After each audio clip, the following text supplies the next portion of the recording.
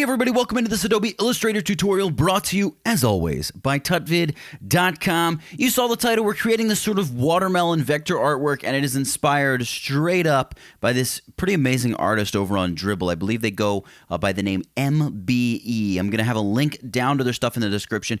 Absolute must-see stuff. Super, super talented designer. And we're taking a piece of their artwork. We're going to cover how to create it in Adobe Illustrator. If you want to support this channel, this video, whatever, hit the little like button. Make sure you subscribe to my channel. And also, if you're into Photoshop, I've got a little Photoshop course that I'm selling all about how to retouch images. If you're interested, head over to my website, pick up a copy of it for yourself. But without further ado, let's get into this video tutorial.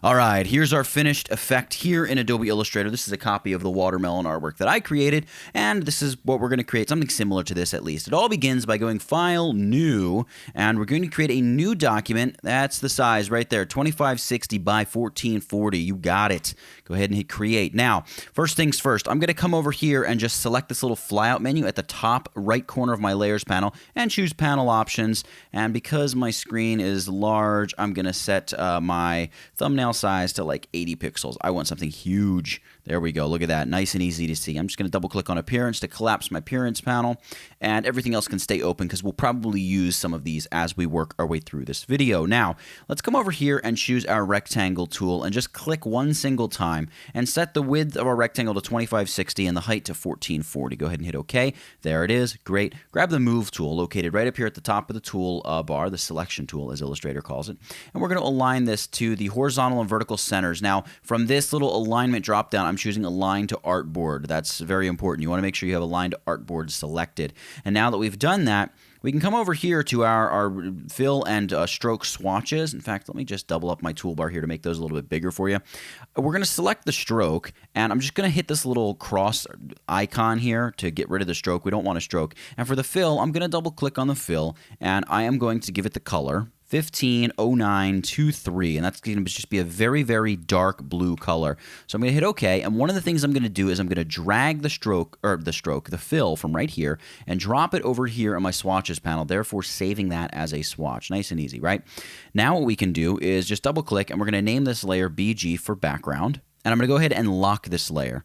Now we're going to create a brand new layer, and we're going to call this layer Watermelon. There we go. Great. It's pretty self-explanatory. Let's go back and grab the Ellipse tool now and just click one single time. And I want the width and height of this ellipse to be 550. So I'm going to say 550 pixels for width and height. Hit OK. There it is right there in the middle. I'm going to align this to the horizontal and vertical centers of my document here, just so it's, exactly centered. And we're going to change the fill of this by double-clicking on our fill swatch over there. We're going to change the fill of this to 44C614, I believe is the green. Yeah, look at that. Nice bright green. Go ahead and hit OK. And once more here to drag this swatch green and just into our swatches panel. Save that as a swatch. Some of these colors we're going to need later on. Some we might not, but we're going to save them as a swatch here as we move along to keep things kind of rolling. All right, so once more we're going to grab our selection arrow up here, and I'm going to go Object Path, Offset Path, right? You see that there? Offset Path. We're going to select Offset Path, and we're going to offset this path by -20 pixels. Look at that. It's like I just pre-ran this tutorial before I started recording or something. What? Offset the path, -20 pixels. What that's going to do, if I preview this, is it's going to shrink the size of the path inward. This is going to be important so we can sort of create the rind of our watermelon. Of course, we still need the outer bit of our watermelon, but part of the beauty of Offset Path is that if we hit this little arrow, right, that little arrow right there, and we open up our layer, Offset Path has created a second shape for us. So we still have our original shape, and now we have this next shape, which if I look at my reference image, we're going to give it this sort of beigey yellow color because that's that sort of, not quite watermelon flesh, but not the green of the rind either. It's kind of that nasty, disappointing area in between. Not pretty to look at, but tastes horrifically disgusting as well. So I'm going to go ahead and just select this, and we're going to fill this. I'm going to double click on the swatch here. We're going to fill this with the color FFF6CC, and that's going to be this very, very light beige yellow color. Hit OK. Great. Looks good. We'll drag this sucker over and save it as a swatch just so it can join the club. By the way, you can just hit the new swatch button, but you got to go through this song and dance here, so I don't always like to do that. But there we go. We have that as a swatch in our swatches panel as well. We got our first two circles, green for the outer rind, that yellowish color for that inner part of the rind, and we now need to create the sort of red flesh of the watermelon. So select the yellow rind, and we're going to go Object, once more Path, You got it, offset path. We're going to go negative 20 pixels again, hit OK. No need to preview it. I know what we're doing here. And we just have that inner circle selected, right? And we're going to change the color of this. So we'll double click on our fill. Then the color we're looking to set it to here is FF2449. And that's sort of this red, but definitely heading in the direction of pink type color. Go ahead and hit OK. And we've got sort of our 3 rings of watermelon. Let's drag this swatch over into the swatches panel, save that one. That one we're definitely going to use in a little bit. Now what we want to do is select the green ellipse, the outermost circle, and hit Command or Control C, and then up here under Edit, we're going to choose Paste in Front. Now, I really do want this to be all the way in front, but when I paste it in front, you're going to see it's just going to paste it in front of that layer. The hotkey to just bump something all the way to the front is Command Shift or Control Shift and the right square bracket key. If that's too much to think about in one shot, you can go Object, Arrange, Bring to Front. See, there's the hotkey, Command Shift, and that right square bracket key. All right, so we have this up in front. Now, this is kind of important here. We want to zoom in on this. So I just grabbed my magnifying glass tool. We're going to zoom in here, and we can see we have an anchor point on the top, right? That anchor point right there, and we also have an anchor point down here on the bottom. What we want to do is take our scissors tool. It may be located beneath your eraser tool, right? So just go grab that scissors tool, and we're just going to click right there. See, it says anchor, and by the way, if you don't see that popping up, you can go view and turn your smart guides on. That can be really helpful for something like this. And just click right on the anchor, boom. It may not look like we've done anything, but we've split the anchor, and we're going to do the same thing for the anchor on top. And look at what happened here in our layers panel. We now have 2 halves of a green circle. It's exactly what we need. Very, very important step here. Now what we want to do is select each half of the green circle. So I'll go with the right side first, and I'm going to hit Command or Control J. That's just going to join the open end of our path. I'm going to select the other side of the path and hit Command or Control J, and it just creates the path going back down the middle. Remember, we split the path, so the anchor points on the top and bottom, it's just kind of this half semicircle path, and there's nothing joining them. So we just created the paths for both shapes to join them. So now I've got this shape here, I got this shape here, 2 halves of a green circle. I'm going to just make sure those are mashed together. All right, we're going to shut off the top. I'm sorry, that's the wrong one. We want to shut off the right-hand green circle, so it's that guy. We're going to work here on the left side, just like we have in our original artwork, to create sort of the outer skin of the watermelon, and then we're going to kind of move on and do some cool things from there. So let's select the left side of the circle here. We're going to go to our gradient panel and just apply a black to white gradient right off the bat. And I'm going to set the angle of the gradient to 90 degrees. All right, now we know what we're working with here. So what we need to do, I'm just going to drag my white slider way over. We're going to drag that green swatch from the swatches panel right down to the gradient stripe. All right, and you can see, there we go. Make sure our gradient is set to 90 degrees. And once I have one version of this, we can drag and get rid of that color handle. We want to replace the black color handle as well, so I'm going to drag my green stop down. I can drop it right on top of that black color handle, and it's going to replace it. Now we're going to select the color handle here off to the left. This is the bottom of the gradient, the bit down here. I'm going to make sure I select that color handle, and up here in my color panel, I am going to, from the top left flyout menu, or the top right flyout menu, I'm sorry, I'm going to choose HSB, Hue, Saturation, Brightness, and I'm just going to reduce the brightness by 20%. So I'm just going to take this to 57% straight up, and you can see we're just a little darker on the bottom than we are on the top. And I'll probably even take my center divider and just squish down that darkness a little bit, or maybe even pull the darkness up a little, and then control it with that point. So you can see I pulled the darkness up to about 20% on the location slider, and the top is at about, I don't know, let's put it at like 30% or so, just for the sake of conformity, making it a little easier for you guys following.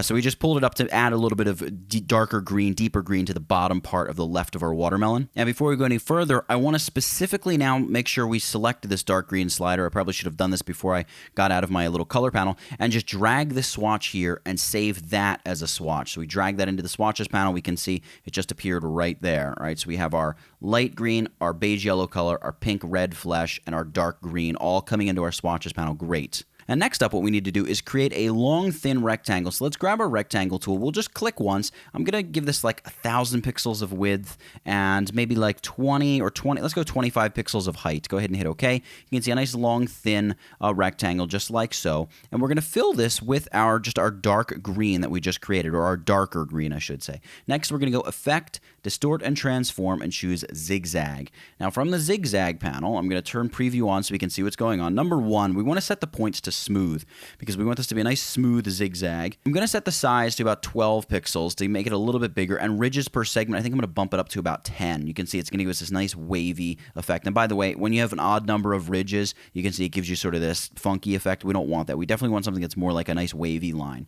Go ahead and hit OK, and we're going to grab our selection tool once more, hold down your Shift key, hover around one of the outside corners of the shape, and then just drag to kind of click the shape, click, click, and get it upright like this.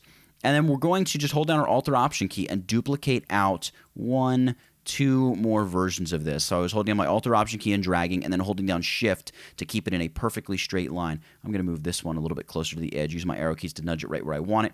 And then I'm going to select all 3 of these, and using my alignment options up here at the top of my screen, actually the spacing options, I'm going to choose this horizontal distribute center option. Well, and you can see what just happened there. What happened is they distributed across my artboard. Why did that happen? Because align to artboard was still selected. We want to now use align to selection and then use horizontal distribute center. And you can see it's going to center and just make sure they're all perfectly lined up and spaced there on that left side of the watermelon. We're going to group these guys up by just hitting Command or Control G, and we're now going to copy the underlying watermelon half. So just that semicircle you can see in the layers panel, I've selected that path. We're going to copy it, Command or Control C, and I'm going to select that layer group. We're going to go to the transparency panel. We're going to double click on this little thumbnail to create a layer mask, and we're going to hit Command or Control F to paste our little semicircle back in place. And we're just going to fill this with white. So I'm just going to hit this little white swatch up here, right there. You see that? Boom. Fill it with white. Great. Now we're going to select our original thumbnail here in the transparency panel so we can go back to editing our actual layer artwork. And we're just going to reduce the opacity of this layer group to like 20%. We're going to knock it down quite a bit. We want this to be a fairly subtle effect. And you can see that dark green at the bottom, it just looks like the color or these squiggly lines are just kind of fading right out of that darker line. In fact, now that I'm looking at it, we might make it just a little bit brighter. Maybe let's take it up to 30%. Something like that. It looks pretty cool. Next, what we want to do is create that little highlight that's over here on the watermelon. This little highlight here. This is actually not too difficult to do, but it's a little tricky. What we want to do is select the beige circle, because right around that circle area is about where that highlight is, right? We're going to select the beige circle and copy it, Command or Control C, and then Command or Control F to paste it in front. And then, of course, we need to go Object, Arrange, Bring to Front to bring it all the way to the real deal front. Now what we want to do is hit this little double arrow icon in the toolbar. It's going to just swap the fill and make that the stroke. And you can see here, we just have this nice little tiny stroke happening. We're going to come over here to the area where the highlight's going to be, and once again grab our scissors tool. And I'm going to take the scissor tool and I'm going to snip on the anchor there, and then maybe also like the path right there. And then I'm going to go up the path a little bit, maybe to like there. And I'm just going to take a very small portion of the path. All right. So it doesn't look like I've done much of anything. In fact, it probably looks like I've done nothing. But what I'm going to do is just select the remainder of the path. And you can see like the path, it's only selected up until the point where we snipped it, right, on both sides. So I can select that and just delete it. Now we're left with that. Now I need to select the bit in between, right? You can see here, that little section of the path in between is all that's selected. I can delete that, and we're left with these 2 little chunks of path. I'm going to select the path, hold down Shift, select the other piece of path. We want to set our stroke color to just solid white. So we're going to go back to our color panel up here, just select that white thumbnail, or that white color swatch, I should say. We're going to go to our stroke panel, and we're going to set this stroke. We're going to give it a weight of like 20 points. We're going to make it huge. But you can see it still looks a little funky, right, because it's got those straight edges. Well, the trick is use the round joint corner option in the stroke panel, and it's going to round our strokes right out.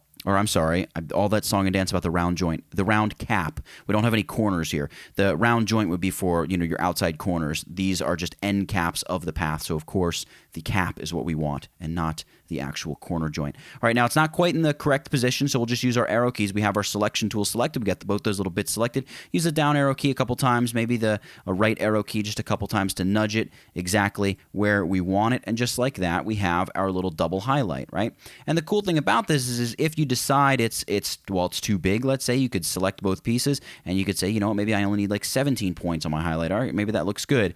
Maybe this highlight is a little bit too long, so we could take the scissor tool, we could trim it down. So you could just snip the path there, take your selection tool, select that little extra piece of the path, delete it, and you're going to shorten the highlight. So you can just go in and tweak and adjust your highlight until it looks just right. Next, what we want to do is go ahead and create the little seeds that are going to go on the right side of the watermelon in the flesh. We're going to do that by grabbing the ellipse tool, and we're going to give the ellipse tool a white fill. So we're just going to swap the fill and stroke. We don't need a stroke on these. I'm going to click once, and I'm going to set the width and height to 20 pixels in both directions. Hit OK. You're going to see it's a little tiny shape here. All right. Next, we're going to grab our direct selection tool, and I'm going to select just the anchor point on the bottom and just hold down my shift key and hit the down arrow key one time. It's going to give me sort of what starts to look like a seed shape. I could leave it at this shape. I could make it very pointy if I wanted by grabbing the pen tool's anchor point tool or the convert anchor tool and just select that anchor and click once. You can see how that makes it more like a very sharp shape. I kind of like the almost guitar pick shape. I think that's kind of cool. And what we're going to do with this is I'm going to zoom out. We're going to rotate this guy. I have the selection tool now. I'm going to hold down shift and I'm going to rotate 1, 2, and that's going to rotate this seed completely on its side, and I'm going to move it over and align it with the very center of my watermelon. Smart Guides helps me with that, but if you don't have Smart Guides turned on, you can come up here and choose Align to Artboard and align it to the vertical center. As you can see, it didn't move because it's already aligned to the vertical center. I'm going to zoom in on this guy, and what we're going to do is we're going to begin the process of duplicating this. So we need to duplicate it a bunch of times and get sort of exact rotations on it. We're going to do this using the transform tool. So we're going to go Effect, Distort and Transform, Transform. So we're going to transform this effect by 60%. We're going to make it 60% smaller, that is. I'm going to turn preview on. You can see how it's saying, whoa, you're making the shape 60% smaller. You sure you want to do this? Yes, I do. In fact, what we're going to do is set this to make one copy. When I do this, you're going to see it's going to bring the other shape back, and we can't see what we just did because there's now a second copy of this little guitar pick shape, but because both shapes are white, you don't see it, right? So we need to move this horizontally and vertically. I'm going to move this -10 on the horizontal scale, and I think like -50 on the vertical scale. Yeah, something like that. So now we have a smaller seed, right? Now all we need to do is change the angle. I think I'm going to set this to like 45 degrees. Yep, looks perfect. Great. Hit OK.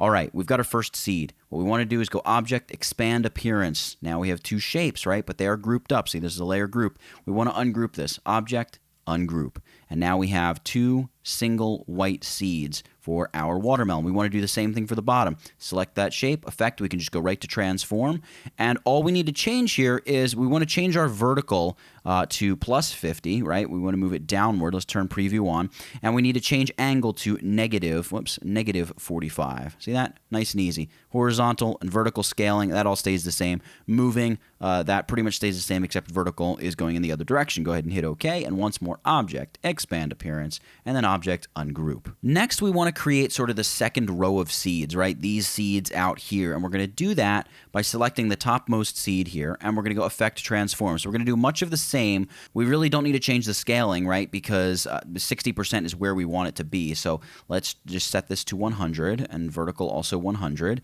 The moving, let's just zero these out at 0, and then angle, we're going to zero that off as well. So we want to move this out this way, so that's going to be plus on the horizontal. So let's go like +20. Let's go +20. There we go. And on the vertical, I think I'm going to go -40. So we're going to push it up and over just like that. I don't think the angle here has to change at all, and we're just going to make that one single copy. Go ahead and hit OK. And once more, Object, Expand Appearance, and then Object, Ungroup. Now, because we have one of our seeds out sort of on this second rotational axis or whatever you want to call it, we're going to duplicate/transform this seed. So we're going to select that. We're going to go Effect, Transform. And once more, we'll leave the horizontal and vertical scaling where it is. I'm going to turn preview on here because what we need to do is set vertical to like +50, something like that probably is going to work for us. And +20 on the horizontal looks good. And then what I want to do here is I need to rotate the seed a little bit. So I'm going to go -22.5 for my rotation and hit OK. And of course, Object, Expand Appearance, Object, Ungroup. Actually, no, we don't want to ungroup yet. I'm sorry. We want to maintain that group because we're actually going to transform that group. So we're going to go Edit, Effect, Transform. We're going to make a copy of this entire group now. And what we want to do is leave horizontal and vertical at 100% as we've been doing. We're going to set horizontal to 0. We really don't want to move it side to side at all. Vertical, we want to go 130 pixels downwards. That's moving downward 130 pixels. Angle, we're going to set that to 0. And we're just going to choose this option right here, Reflect Y. So it's going to flip those seeds over and place them just where they need to go. Go ahead and hit OK. And now here we'll go Object, Expand Appearance, and then, of course, object ungroup. So we have all of our seeds created. They're all placed exactly where we want them to go. Now what we're going to do is begin coloring them. So I know I want probably 2 white seeds. I want like 2 red seeds. So I'm going to like select, let's ungroup this. Object ungroup. Yeah, that's right. We need to do a double ungroup here because the small groups are groups in and of themselves. We're going to select like this seed and then hold down shift and select this seed. And I'm going to fill this with a color. So I'm going to double click my fill to open up my color picker. And I'm going to choose the color C4002E. And that's going to kind of be, it's like a little bit more saturated, a little darker pink than the pink of the watermelon flesh. We're going to set like this one, and this one. We're going to make these the background color, so I can just select them and choose the background color swatch that we have. In fact, I'm going to make my color swatches a little bit bigger here. Let's go large thumbnail so we can see these thumbnails a little bit better. There's my background color. I'm going to set those to that. So there we immediately we just have some nice seeds, and I think that looks pretty good. Just 3 of the dark blue, 2 of the pink, 2 of the white. I like the way that looks. So now we need to create sort of the shadow effect that this half of the watermelon will be casting on the split open side of the watermelon. If you recall, we had that second half of a circle right down here that we shut off. Remember, we turn it on, we cover up all that stuff we just did. Well, I'm going to select that. We're going to drag this up to the top. In fact, I can use that trick, object, arrange, object, arrange, bring to front. There we go. It's covering everything up now just like I want it because this is going to be our shadow. We're going to fill this with a gradient. So select the gradient panel and just give it the black to white gradient right off the bat. That's perfect. And we want to open up our swatches panel once more because I can collapse my color panel here. I want to fill this gradient with the color of the watermelon flesh. So I can grab the watermelon flesh, drop it on that color stop, grab the watermelon flesh, drop it on that color stop. All right, great. So this color stop here on the left is the color over here. This color stop on the right is the color to the right. I'm going to select the color stop to the right, and I'm going to set the opacity to 0%, make it completely go away. Then I'm going to change the location of that color stop to something like, let's try like 45%. Yeah, that's probably good. I just want a little bit of a shadowy effect. And right now it doesn't look too much like a shadowy effect, but we're going to go transparency and we're going to set the blend mode here to overlay. And you can see almost immediately that gives us a really rich shadowy effect. But the problem is it's really primarily affecting the pink reddish flesh of the watermelon and not the rind. So we want to select this gradient shape and go Command or Control C, Command or Control F to paste it in front. Now it's affecting everything too much. We're going to even take it a step further by choosing to change the blend mode and set the blend mode to multiply. And then we're going to set the overall opacity to like 35%. You can see that's just giving us some nice shadowing there on the rind as well. Next up, I'm going to zoom out just one click here. Next up, what we want to do, grab our ellipse tool, and with this same like kind of reddish to transparent gradient, let's hold down our shift key and just create a few small circles kind of on both sides of the watermelon. Right, so I'll go with like 2 circles like that. Let's create a third circle here, and I'm going to change the color to the actual just solid pink color. I think I'll go with solid pink color over there, and I'm going to add another circle up here, and this one I'm going to go with the bright green color. I'm going to put 2 like bright green colors over here, and then I'm going to go up here, and I'm just going to choose like a light blue, and this is just one of the default colors in Adobe Illustrator. I'll go with that light blue. Let's add a little light blue drop over there. I'm going to add another circle here. This one I'm going to make just white, so I'm going to hit the little white swatch up here, and I probably should add a white swatch over here just because we're equal opportunity offenders. And then a little tiny white swatch over there. So we kind of have all of this like splattery looking stuff. And you can, of course, select and just arrange it however you think it needs to go once everything's been created. I kind of like to try to organize it in some type of way that it roughly looks like it's sort of some kind of digital splatter out away from the watermelon. It kind of looks cool. But, you know, do with it as you think, as you see fit, so as they say. So you can see there we've created that. I don't know, it looks a little bit too... Looks a little too symmetrical for my taste. But, you know, you can go ahead. You can play with it all you want. I think the last thing we're going to do before we wrap this up, this still looks way too tall, doesn't it? Let's just take that over there. There we go, something like that. You can play around with it till the cows come home. All right, the last thing we're going to do here, I'm not going to get distracted by that any longer, is I'm going to start collapsing some of these panels just to get them out of the way. I'm going to scroll all the way down to the bottom. I'm going to select my base green ellipse, right? This is just above the background. And we want to add an outer glow to this ellipse by going Effect, Stylize, Outer Glow. Now this outer glow, I kind of have the settings already set here for me. I'm just going to tick on Preview. It's going to take a second to render because it's a 100 pixel blurred outer glow. A mode of screen is great. You could go with normal as well. Either is going to work.